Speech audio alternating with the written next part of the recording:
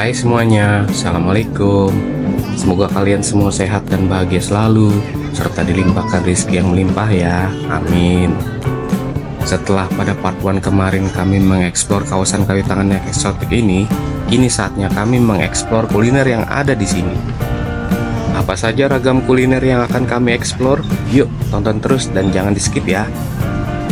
Yang pertama, kami akan makan di Resto The Kayu Tangan 1880, Planet Nasi Goreng by Chef Marno.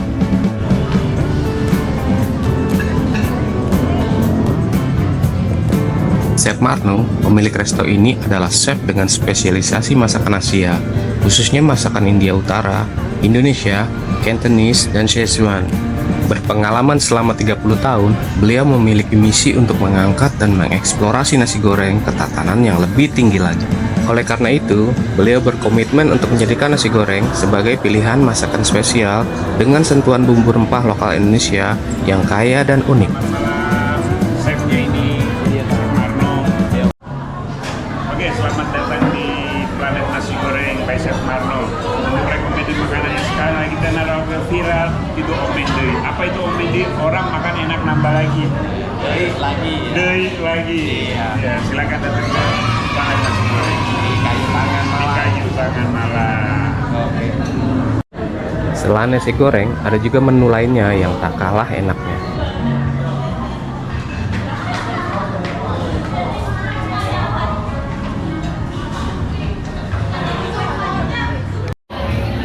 Chef Marno berharap dapat memperkenalkan nasi goreng yang bukan hanya lezat, tapi juga memiliki kedalaman rasa yang memperkaya pengalaman kuliner para pengunjung resto miliknya.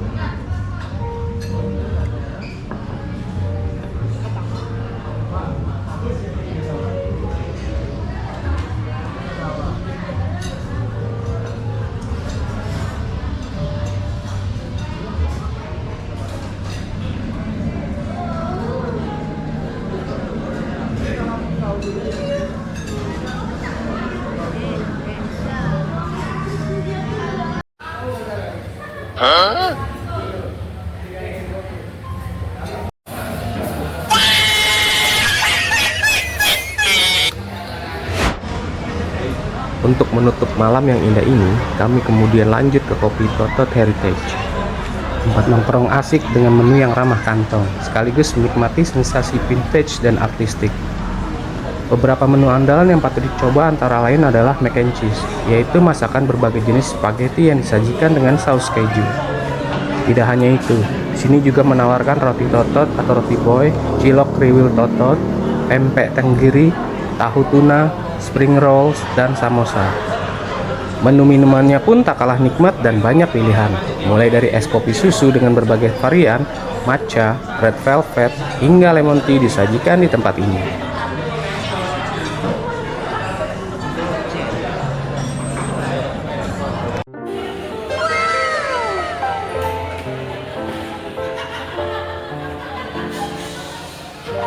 Mengapa diberi nama Kopi Totot Heritage? Mungkin karena lokasinya ini dekat dengan tempat penyeberangan untuk pejalan kaki yang kerap mengeluarkan suara tot tot tot tot tot tot.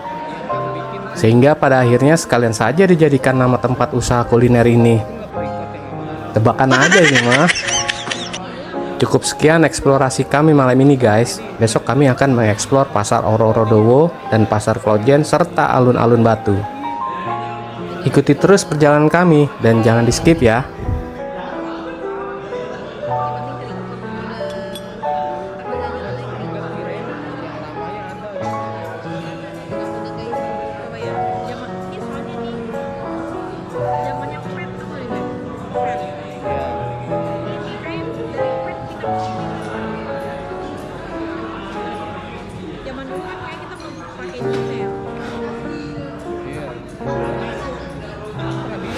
Saatnya mengeksplor pasar.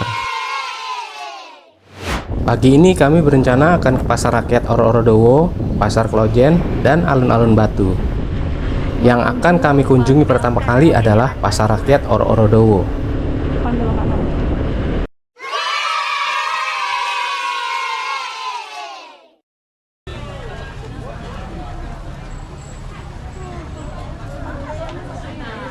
Pasar rakyat Oro-Oro atau yang lebih dikenal dengan pasar Oro-Oro merupakan salah satu pasar tradisional yang ada di Kota Malang. Pasar ini dibangun pada zaman kolonial Belanda tahun 1932 dan berdiri di area seluas 3.400 meter persegi. Pasar ini mampu menampung 251 pedagang yang tersebar menempati 71 kios serta 180 los. Pasar ini merupakan pasar pertama di Kota Malang yang telah direvitalisasi oleh pemerintah pusat pada awal September 2015 atas kerjasama Kementerian Perdagangan Republik Indonesia dengan pemerintah Kota Malang. Pasar ini juga merupakan pasar terbersih yang ada di Kota Malang, sehingga pasar ini nyaman untuk dikunjungi oleh para pengunjung, termasuk turis mancanegara.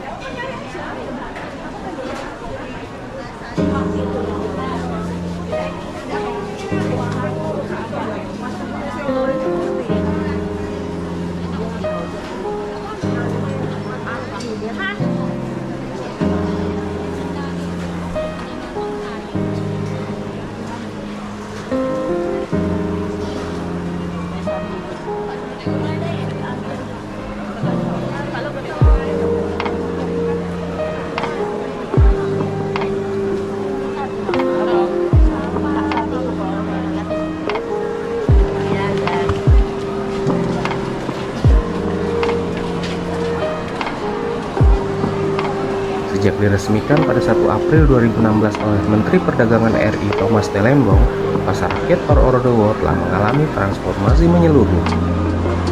Pasar ini memadukan kearifan lokal dengan inovasi teknologi modern yang canggih, menjadikannya destinasi unggulan bagi para pembeli dan penikmat kuliner. Kebersihan yang terjaga menjadi sorotan utama di pasar ini. Dari kesan kumuh dan beraroma tidak sedap menjadi tempat yang nyaman dan menyenangkan. Transformasi tidak hanya menyentuh aspek fisik pasar, tetapi juga menghidupkan kembali budaya kuliner tradisional yang kini semakin viral, karena banyak yang review dan penasaran yang dulunya bisa dikatakan sepi. Sistem pembayaran melalui kris pun memudahkan transaksi tanpa harus repot membawa uang tunai.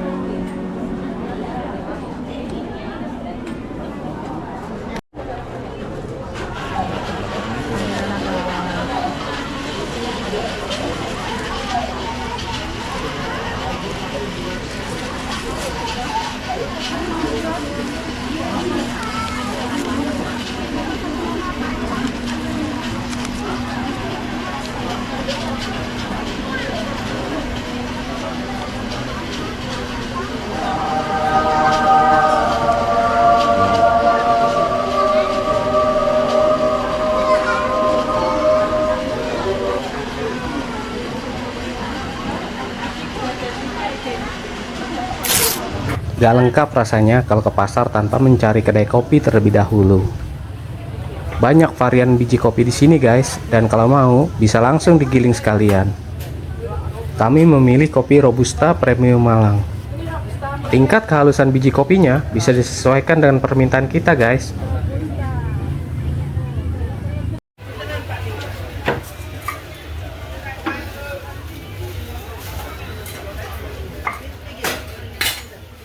Di rumah kopi tubruk minumnya. Iya.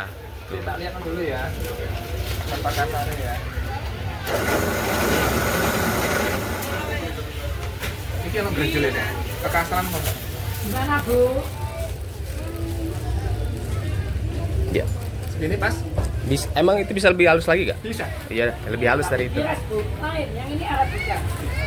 Ya, ini mau coba. Ini lebih Iya, halus bagi dua guys. ya. Aman. Langsung dibagi dua ya. Tanya Pak Berapa? Apa? Ini berapa? 60.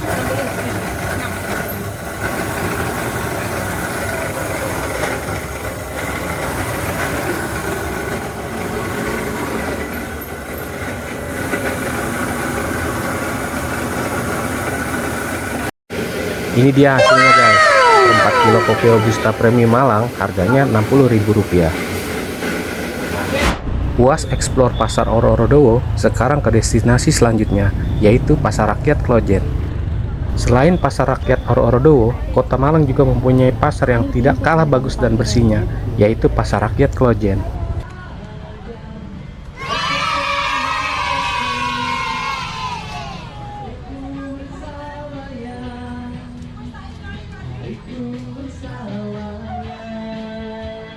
Begitu masuk pasar Klojen, langsung disuguhi pemandangan pasar tradisional yang bersih dan nyaman, terutama tersedia penjual makanan khas Jawa beragam. Pasar Klojen adalah pasar yang dibangun pada tahun 1934 dan direnovasi pada tahun 2018. Pembangunannya 2 tahun setelah pasar Oro-Oro-Dowo. Di pasar Klojen ini, kamu tidak hanya bisa menemukan kebutuhan sehari-hari, tetapi juga menikmati ragam kuliner hits yang lezat dan viral. Pasar tradisional kini tidak hanya sekedar menjadi tempat belanja bahan makanan, tetapi juga menjadi destinasi wisata kuliner yang menarik. Pasarnya sudah tua dan sudah direnovasi, ditata rapi. Begitu masuk, kami berkeliling dulu dan menikmati suasana khas Jawa Timuran yang akrab. Pasar Klojen tidak hanya berfungsi sebagai tempat untuk memenuhi kebutuhan pokok sehari-hari, tetapi juga menjadi tempat wisata kuliner yang populer di kalangan wisatawan dan anak muda. Di sini, pengunjung dapat menemukan berbagai sajian kuliner, mulai dari makanan tradisional hingga modern, menjadikannya sebagai destinasi yang menarik untuk dikunjungi. Bagus memang konsep penataan dan pengembangan UMKM Pemkot Malang ini, menghidupi masyarakat dan memberi sarana kulineran bagi para wisatawan yang jadi pengunjungnya. Bahkan ada pedagang yang membuka usahanya di sini sejak zaman penjajahan Belanda, yang kini dijalankan oleh generasi keduanya.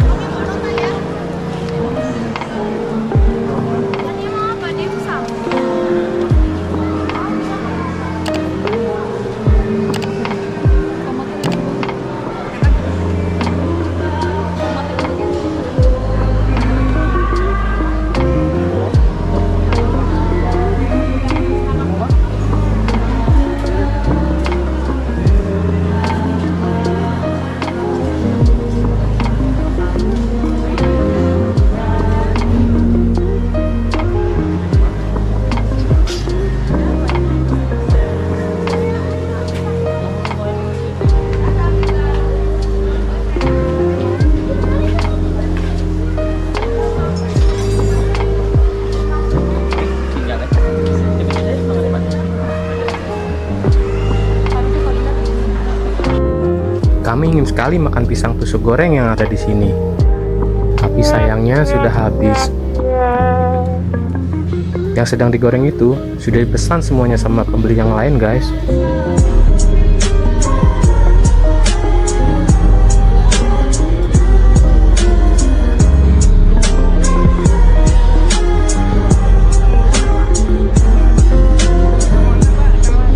Emang belum rezekinya aja kali ya.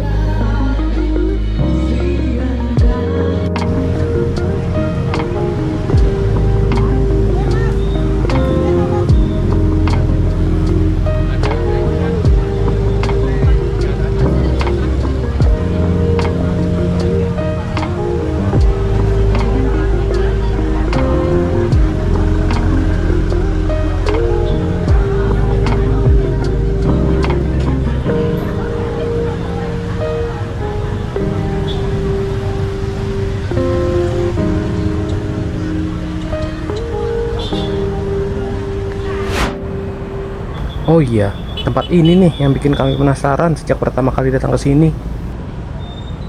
Bagian atas gedungnya terpampang poster film-film layaknya di sebuah bioskop. Tapi film-film yang tertera di situ adalah film jadul semua. Bangunannya pun nampak seperti bangunan bioskop zaman dulu banget. Apakah di sini memang khusus untuk pemutaran film-film zaman dulu? Tapi setelah kami dekati dan amati, di tempat yang seharusnya penjualan tiketnya, kok yang ada malah transaksi penjualan daging ya? Teman-teman kalau ada yang tahu, mohon tulis di kolom komentar ya.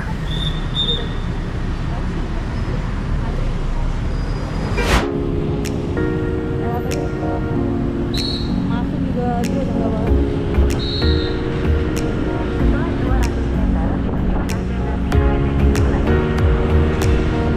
Yang warna-warni.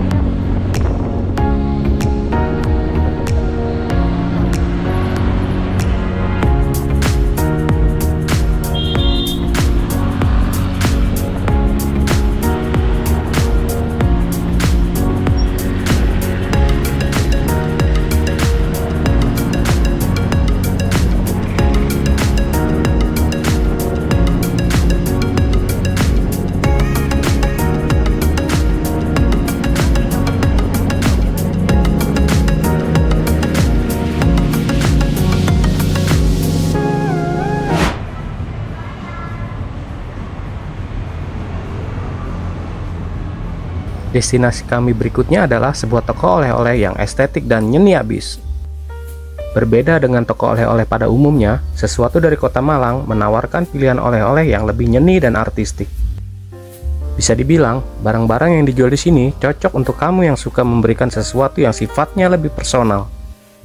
Beberapa koleksi oleh-oleh di sini antara lain lukisan buatan seniman Malang, kemeja, jaket custom, tote bag, gantungan kunci, stiker, camilan, dan masih banyak lagi. Selain koleksinya yang menggoda, toko oleh-oleh ini banyak disukai karena tempatnya yang estetik. Bernuansa kayu serba coklat, masuk ke sini rasanya hangat dan nyaman, bagaikan di rumah sendiri. Setiap sudutnya juga cantik untuk mengabadikan momen.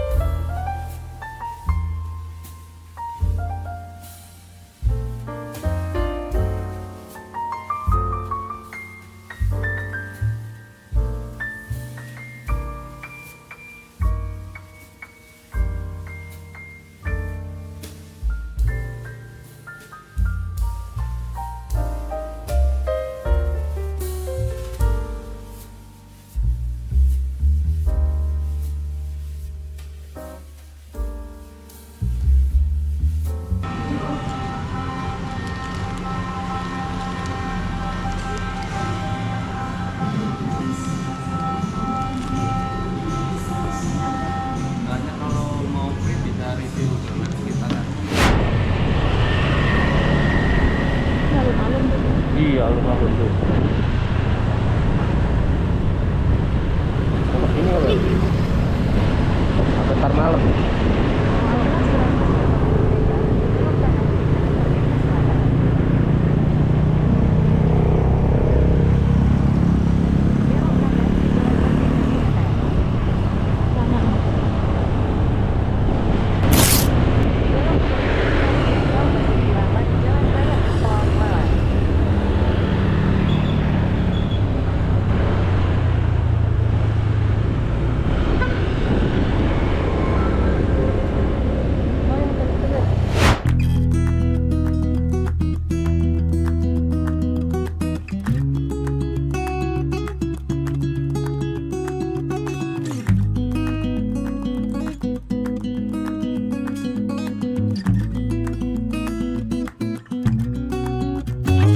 Berlibur ke Kota Batu belum lengkap rasanya jika tidak mengunjungi alun-alun kota wisata Batu. Taman kota yang menawarkan beragam aktivitas wisata. Lokasinya yang strategis di tengah kota membuat wisatawan mudah untuk berkunjung ke taman. Alun-alun Kota Batu ini selain berfungsi sebagai taman kota, juga banyak dikunjungi wisatawan untuk berekreasi. Hal ini karena fasilitas dan wahana yang ada di taman cukup lengkap. Mulai dari wahana permainan sampai wisata kuliner tersedia di sini. Pengunjung yang masuk ke area taman kota tidak perlu membayar tiket masuk atau gratis, karena alun-alun ini merupakan fasilitas umum. Pengunjung hanya perlu membayar jika bermain di berbagai wahana yang tersedia. Bagi wisatawan yang berencana ke Taman Kota Wisata Batu ini, dapat memilih berbagai aktivitas wisata, mulai dari bermain di berbagai wahana, bersantai di taman, dan tidak ketinggalan wisata kuliner. Beberapa hal menarik yang ada di sini adalah biang lala alun-alun Kota Wisata Batu, wahana bermain anak-anak, air mancur menari warna-warni, kelinci hias dan mobil hias, dan pasar laron. Pengunjung bisa datang kapan saja ke taman kota ini, karena taman ini beroperasi 24 jam. Semakin malam, alun-alun ini akan semakin ramai pengunjung.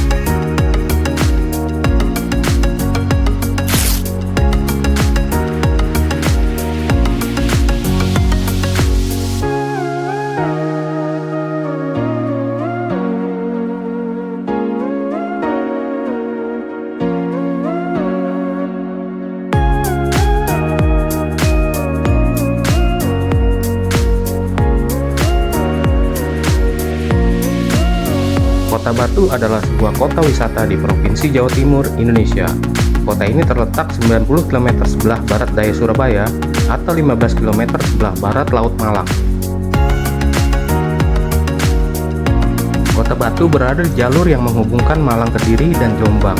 Kota Batu berbatasan dengan Kabupaten Mojokerto dan Kabupaten Pasuruan di sebelah utara. serta dengan Kabupaten Malang di sebelah timur, selatan, dan barat.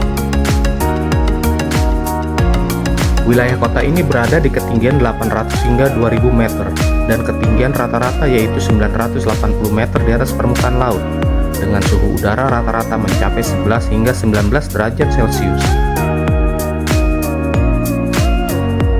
Kota Batu dahulu merupakan bagian dari Kabupaten Malang, yang kemudian ditetapkan menjadi kota administratif pada tanggal 6 Maret 1993. Pada tanggal 17 Oktober 2001, Batu ditetapkan sebagai kota otonom yang terpisah dari Kabupaten Malang. Kota Batu dikenal sebagai salah satu kota wisata terkemuka di Indonesia karena potensi keindahan alam yang luar biasa. Kekaguman bangsa Belanda terhadap keindahan dan keelokan alam Batu membuat wilayah kota Batu disejajarkan dengan sebuah negara di Eropa yaitu Swiss dan dijuluki sebagai The Klein Switzerland atau Swiss kecil di Pulau Jawa. Bersama dengan kota Malang dan Kabupaten Malang, kota Batu merupakan bagian dari kesatuan wilayah yang dikenal dengan Malang Raya atau wilayah metropolitan Malang.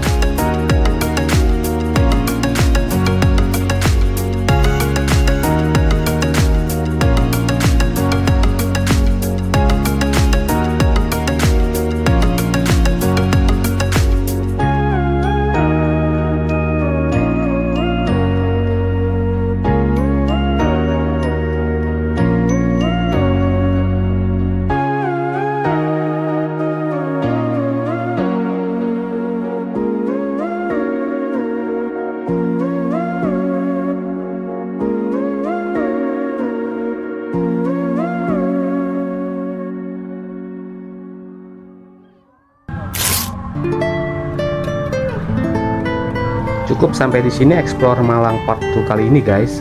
Mohon maaf jika belum semua tempat kami datangi karena keterbatasan waktu kami juga di sini. Semua tempat yang ada di Malang ini meninggalkan kesan yang sangat indah. Jangan lupa untuk klik like and subscribe ya guys, agar channel ini semakin berkembang dan kami bisa lebih bersemangat lagi dalam mengeksplor tempat-tempat lainnya. Bye bye. Assalamualaikum.